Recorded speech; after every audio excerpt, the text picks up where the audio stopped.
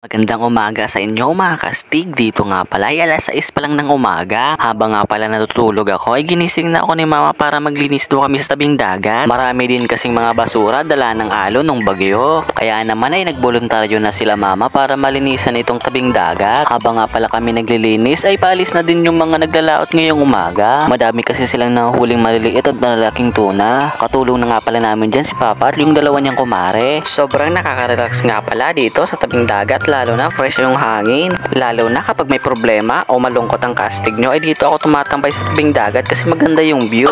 At dito ay nalilinawan yung isip ko. Lalo na kapag maliwanag yung buwan. Kapag maliwanag kasi yung buwan mga kastig ay kumikinang yung tubig sa dagat. 9 years ago nga pala mga kastig ay dito kami sa may tabing dagat nagkwekwentuhan ng ate kat nyo. Noong mga pagkakataon nga pala na yun ay kakakilala ko pa lang sa kanya. Kasi bagong lipat siya dito sa aming barangay. At dahil nabighani yung kastig nyo ay agad-agad na siyang gumamit ng wadang bus para maligawan yung ate kat nyo. Agoy! At dito nga pala ay binubunot na ni papa yung mga basura. At habang nga pala naglilinis yung mga kumare ni mama ay nag-uukay na ako ng lupa. Dito na nga rin pala namin nililibing yung mga basura para mabulok. Medyo madami pa pala yung basura na ililibing natin mga kastig. Kaya naman ay lalalimin ko na yung hukay. Habang nga pala nag-uukay ako ay tinatabunan na ni papa yung mga bunong basura. Medyo maganda na nga pala ngayon ang panahon. Dati kasi ganito yung panahon ng bagyo.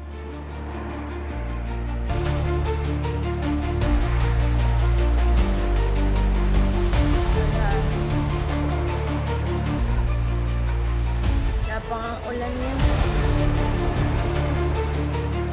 At pagkatapos nga ng bagyo ay ito na yung mga basura na dala ng alon. At dito ay makikita mo yung mga bahay na wala ng bubong at sira-sira na. At yung iba naman ng mga bahay ay mayroon ng mga basura dala ng alon. Kapag may bagyo kasi ang mas naapektuhan ay yung mas malapit sa tabing dagat. Madalas kasi kapag bagyo ay malalaki yung alon. Kaya naman sobrang kawawa yung mga bahay na nasa tabing dagat. At ito na rin pala yung itsura ng tabing dagat nung nalinisan namin mga kasti. Medyo maaliwalas na yung paligid at wala ng basura. At sa lahat nga pala na naglinis noong mga nakarang araw ay salute po sa inyo. Sobrang ganda na naman ang kapaligiran dito sa tabing dagat mga kastig. Maganda na naman ditong tambayan. O kaya naman ay maililiit kayo mga kastig, sabihin nyo lang ako dito kayo tumambay. Charot lang. Madalas kasi akong tumambay dito mga kastig, lalong lalo na kapag may problema ako sa utang. Charot lang. O kaya naman ay may tinataguan ako naniningil ng utang. Charot lang.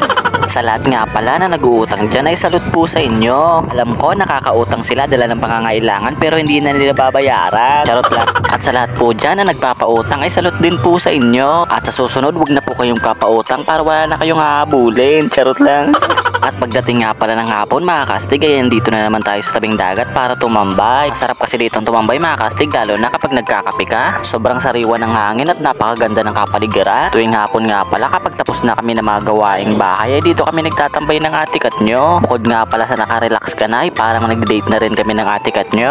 At dito nga rin pala ay nakakita kami ng baghari. Madalas pala yan lumabas kapag tapos ng ulan. Yung tipong mapresko na yung hangin sa tabing dagat at maganda yung view at makakita ka pa ng baghari. Sobrang ganda talaga. At sa lahat nga pala na nakaabot sa dulo ng bidyong ito ay maraming salamat po sa inyo.